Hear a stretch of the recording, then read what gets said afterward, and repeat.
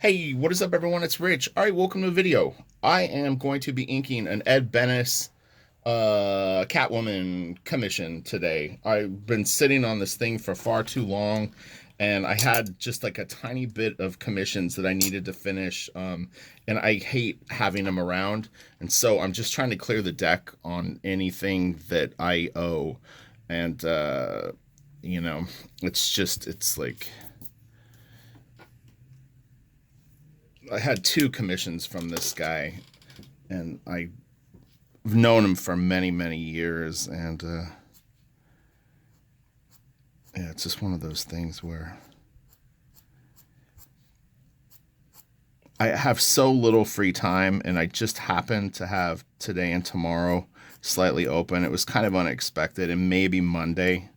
Sorry, I think I bumped the phone, but so I'm like, all right, I just want to go in order and get all of this stuff done. Okay, so there's two legs here. Is this? That's really weird looking. It's almost like this knee is super broad. But yeah, if you're a member of Patreon, you've seen me do stuff like this quite a bit. I actually post a decent amount of inking videos for everyone. And I don't really do them that much for YouTube, honestly. I mean, I'll do like technique videos, but it's rare that I do like sort of the casual chat, like inking videos on YouTube. No real reason. It's not like I don't. I'm very agendaless. God, what in the fuck? You see that it's like the lead is like smearing off the page. It's really annoying. It's good to know that it does it, but also it's like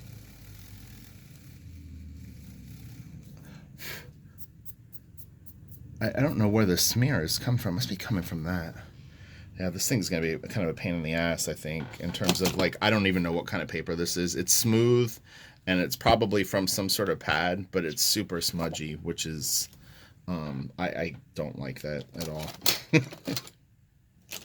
It's all right. I could get through it, but yeah, I mean, it's like it makes everything messy. And the best bet, I was gonna recommend this to people, is what's fantastic about a crow quill that a brush and a lot of other like Copic multi-liners and stuff don't do is when you lay down a line with a quill of some sort, it really is sort of cut into the paper, like almost like a tattoo. Like you've kind of put it into the actual grain of the paper in a way. You can erase the page, and it will be. Do this just so that my hand isn't like running across the page, but yeah, it's really nice. And so like I've been inking Doug Mankey, and man, I'll tell you what, like I when I'm erasing the pages, they look so good. Like I'm so happy with not only what I'm putting down, but how well it's holding up when I erase. And I think that the second issue that we're working on, is even better than the first one. So it's a nice feeling because it's pretty scary. That moment when you erase the page and you have to kind of come to grips with what you've put down. And so like yeah, it's rewarding when you see it and you go, oh, okay, cool, this actually looks pretty good. So what I'm doing right now is I'm kind of deciding what areas are going to be black and what are going to be rendered, and I'll probably fill in some of the black at the very end. The reason being is, again, when you erase the page, your blacks will kind of come up, and I would rather have these blacks look really nice and dark and stuff like that. And so I had to edit the video. This video won't be edited, but what I mean is I had started a video and recorded about 5 or 6 minutes, and there was just a ton of like noise going on outside. So I can't remember what I said in that video compared to this one because there was no break really for me. I just stopped it and started over. But you could see I had started to do a few lines. But I haven't inked Ed in a while, and so when you go back to inking someone that you haven't inked in a little while, I mean, there's definitely sort of like a getting to know you period with it. I really like inking Ed stuff. I think that we actually make a pretty good team. I think that overall we would have even done better work if we were able to work together a little bit longer. But I was pretty happy with the direction that it was going. But he then kind of went on to do like a creator own thing. But we had been scheduled at one point to do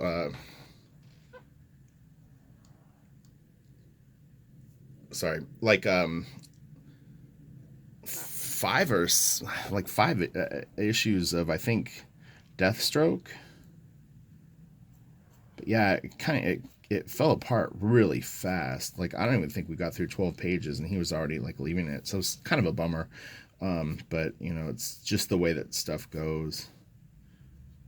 But anyway, but yeah, so the reason that I'm even working on commissions is it was a completely unexpected couple of days off, and I honestly was going to probably return these to the people that I had taken the commissions from and just refund them, because I seriously just, I'm not taking any more commissions for a long time.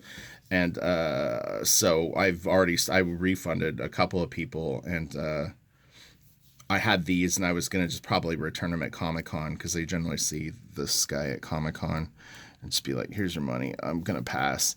But the day was open, tomorrow's open, and Monday probably will be open too, at least for a few hours. So I was like, "Fuck it, I'm gonna just get these things done." But it was unexpected. I honestly didn't think that I would be doing any more commissions at all. So, because I want to work on Blaster Kid, and it's like I mentioned in the Jason Pearson video that there had been kind of a family emergency for me. So that actually did sidetrack me for a long time.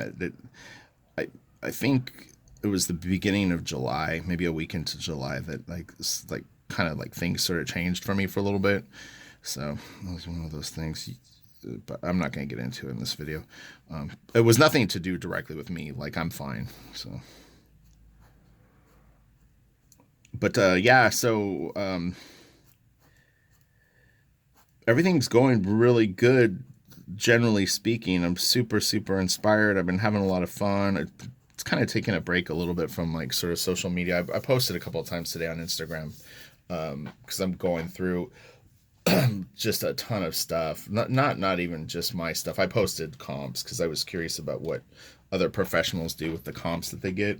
What ends up happening is when you do a comic book, you know, like even if you self-publish, honestly, you know, I mean, you get a certain amount that you wind up with, whatever it means. You know, you if you print, you know, 5,000 copies of your independent comic, odds are you're going to have a couple hundred at your house, and then you do that 25 times, all of a sudden you've got a ton of comic books. You know, like for me, I've worked in comic books for a while, so I have just like seriously like so much stuff that I've worked on here. Hardcovers, trades, the individual comics. I have a couple of those, like, I don't even know what you call them. It's like they're kind of omnibuses, but like, I mean, honestly, the thing is, I have two books that are like the thickest books that I've ever seen. They're gigantic, and it's like, man, shit takes up a lot of shelf space. So, man, this paper is smudgy. But yeah, so I wanted to organize that today because that's an easy thing for me to go through. Because if I just decide, okay, like, I don't care how many of this comic book I have or how many of this hardcover I have, I'm only going to keep two. You know what I mean? And then that stack can get small fast. It's a lot harder when you're like, fuck, do I want to get rid of these X-Men issues that I have that I collected, or you know what I mean? So that gets a little funkier. Those are harder decisions. I'm actually going to sell a couple of Sideshow statues and some other stuff too that I have. It all must go. It's funny. I haven't inked one of these things in a while. No, it doesn't matter. It was more. Oh yeah, the Gotham gargoyle. I actually saw. I was looking at Lee Weeks, his Instagram. It was yesterday. He had posted something, and I was like, "Oh man, you know, this guy's really good." So I started going through his Instagram, and man, he had might have been a Daredevil piece, like Daredevil Yellow with Gargoyle. Man, it was so good. His Gargoyle was great. So let's see here. I'm gonna let this dry for a second. I'm gonna pause the video, and then we're gonna get into like some. I'm gonna probably do a lot of this with brush because I've got a pretty good brush right now. So let me pause this for a second. Let this dry, so I'm not worried about smearing. Okay. All right. So this is a Winsor Newton. It almost sounded like I was saying the name wrong. I don't say the name very often. Series 7, number 2. I'm not that particular about the brushes that I use. I generally prefer Winsor Newtons, but I have a bunch of Raphael, Kolinsky, Sable brushes here too.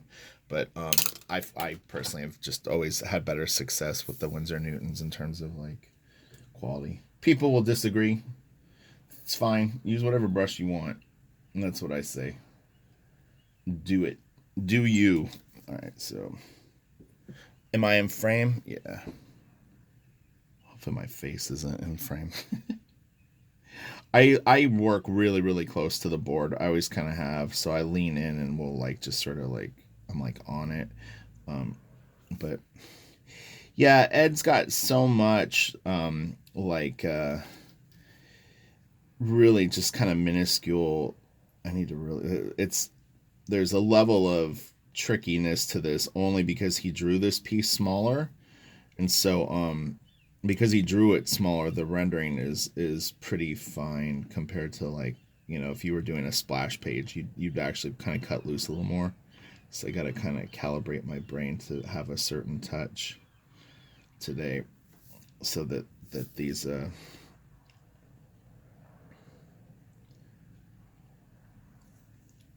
look right.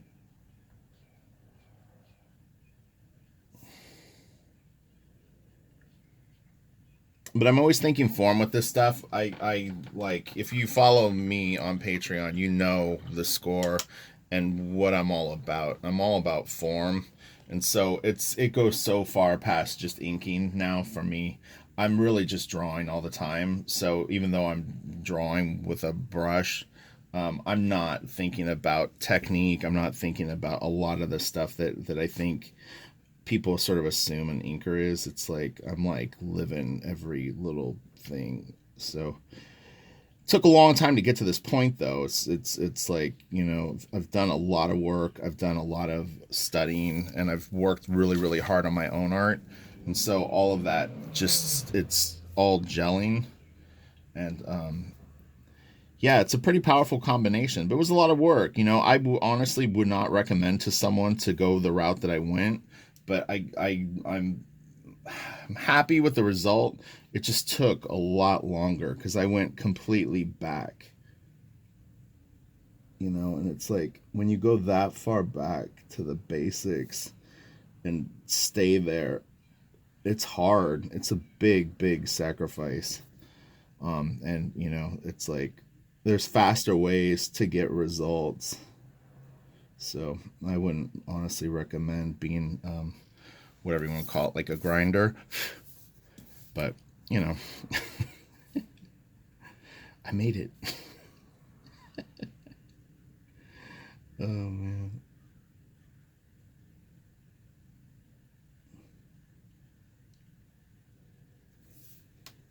But I think one of the cool things about it is that I can share the information with people and kind of help them sort of expedite their work. So when I do reviews and stuff like that, I think I can actually give pretty decent advice that will probably get most people the best result. But everyone is different. That's the thing. And I always tell people, I'm like, I I don't even assume that what is going to click for someone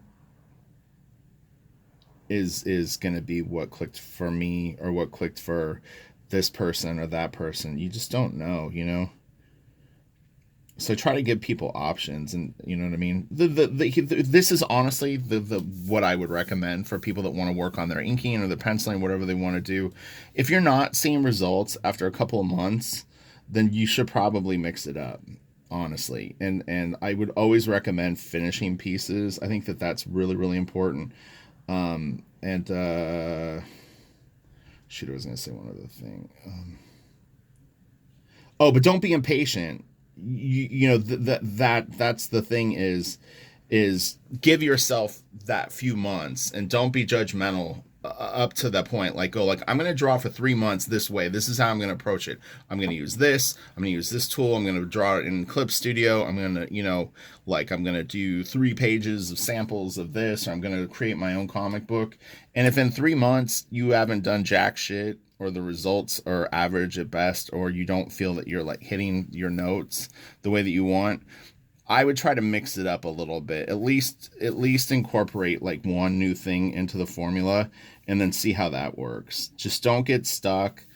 Don't sit and grind in like anatomy books. Don't sit and grind like I'm going to master Photoshop, then I'll color a page.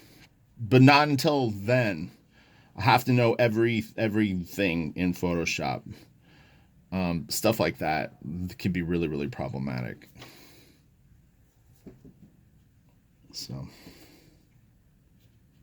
and then what I'm gonna do is like this video will be about 20 minutes or 30 minutes for YouTube, and then I'm gonna just continue to record, and Patreon will just probably get at least another 2 hours of this, because I'm not gonna sit and work all day without music on, and I can't have music on and do YouTube. So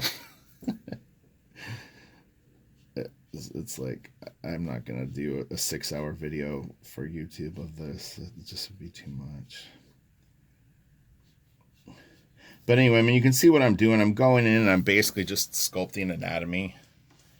But I'm really feeling the anatomy. I'm really trying to like. I'm very conscious of the value. I'm very conscious of the form. Ed's a really, really good penciler. I mean, not only does he draw like attractive things, he's his first samples that he sent to Wildstorm, I was already familiar with his stuff. I don't know how, but I knew his work. And then he did Wildcat samples when I was there, and I mean they were so good. They were so freaking good. And I mean, he obviously got hired from them, but yeah, I mean, I've never actually seen Ed Bennis not draw well, so he's legit.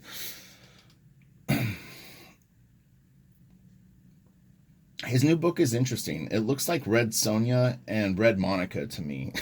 I'm sure other people will think the same thing, but I don't know the name of it.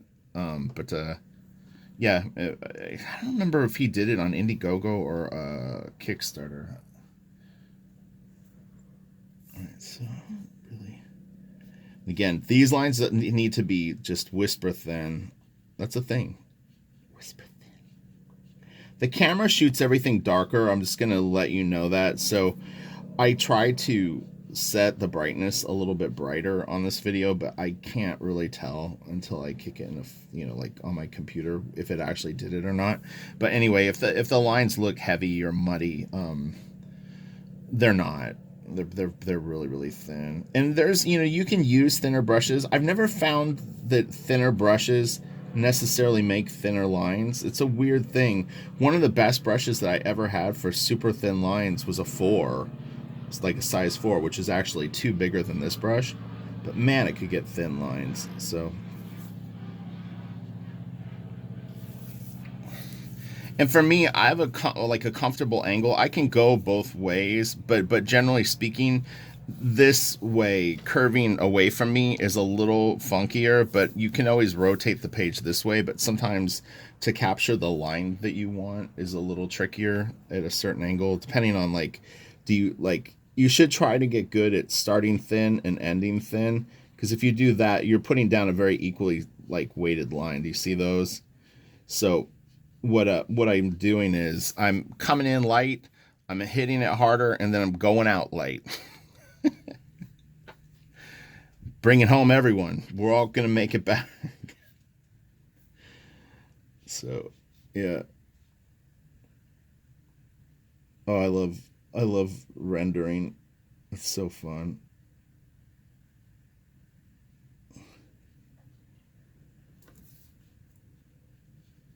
So far there hasn't been a ton of like wrapping around form. There's a little bit, but as I start to get to more rounded shapes like her ass, or like some of her abdomen and stuff like that, I'll start actually like moving the lines different directions. And generally speaking, what I kind of do is I'll sort of warp things to the form, like if the pencil lines are a little straighter, I'll actually kind of sort of massage them a little more to a different way. I wish that I had a photocopy of this though. That's the only thing, is I didn't run down and make a copy. Well, I've got the video, but it's like sometimes when um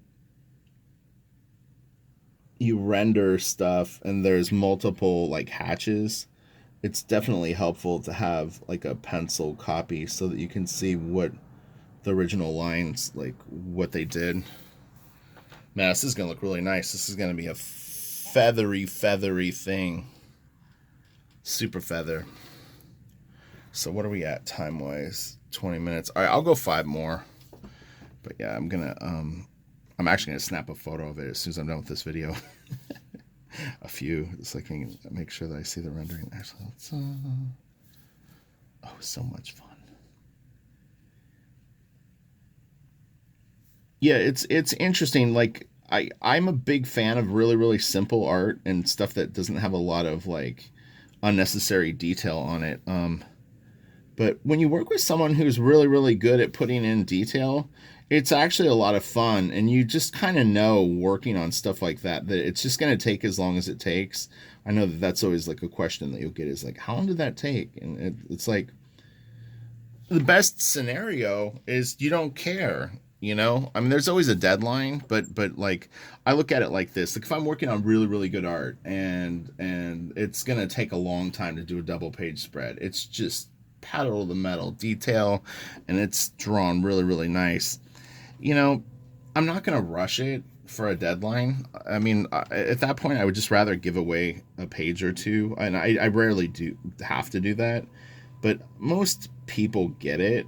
Like, good shit takes time, you know. It just does. It's like you can't want,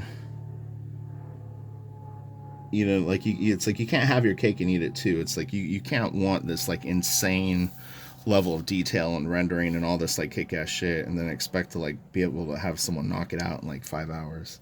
It's just not gonna happen. And honestly, I mean, that's why that type of original art sells for so much money. I'm friends with Lee Bermejo, and I'm not going to get into his financial situation, but you know, I had said to Lee early on when he started working really seriously on his art, I said, you're going to make a lot of sacrifices on the front end, meaning that your stuff is going to take longer to do, but if you get to where you seem to want to go, your original art is going to be so valuable, because it's like people appreciate that level of commitment to the art. They just do. I mean, it's like there's collectors out there that will, you know, really reward you quite well for a job well done, you know. So, and the companies, they'll wait. They don't want to tell you that, but if you're really good, they'll wait. They will wait. You just have to be a needle mover, or move your own needle, you know. Like if you publish your own stuff, you know, you want to be the super badass.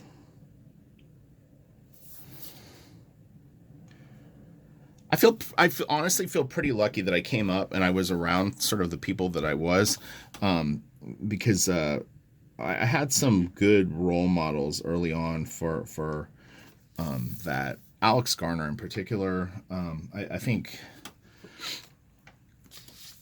he had a very high standard. What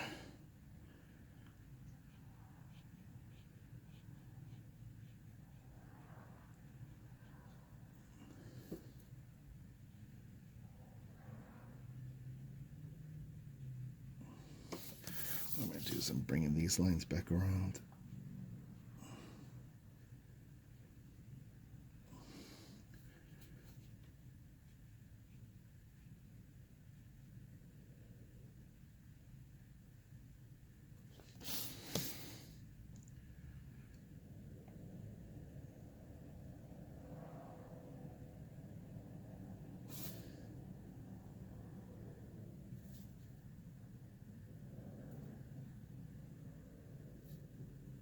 All right, so that's going to be it for YouTube. Hopefully that was fun to watch. And yeah, come over to Patreon. There's probably 350 videos, everything from penciling stuff. There's inking stuff. There's other book reviews. There's so much stuff. This is why I honestly tell people now. I say you literally will never get through all the videos that I have on Patreon, and it would be impossible. You'd spend 2 years. So, all right, have a good one. I'll talk to you later. I don't think I'm doing a super fun Sunday tomorrow, so I want to get these commissions done, and I've got a very limited amount of time to do it, and then I want to get back on Blaster Kid. So, all right, have a great day. Talk to you later. Bye.